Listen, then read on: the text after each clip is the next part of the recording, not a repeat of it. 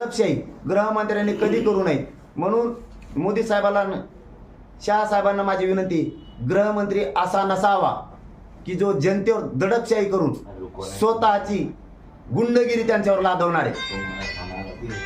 त्यांचे पण नेते जे आहेत देवेंद्र फडणवीसचे, आता अमित शहा 5 तारखेला येतात शहरामध्ये, काय त्यांना काय सांगू तुमचं?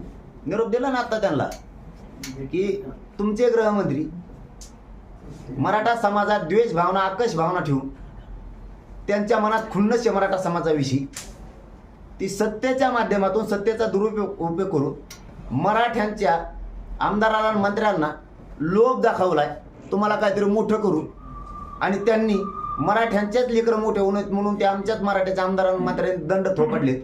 पण उद्या त्याला ह्याच मराठ्यांच्या मतावर त्यांना मोठं व्हायचंय हे ते विसरलेत.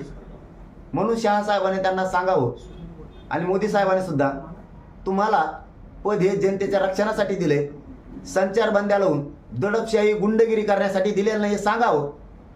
नसता अमित शहा साहेब आणि फडणवीस मोदी साहेब यांच्यावरचाही जनतेचा विश्वास उडत.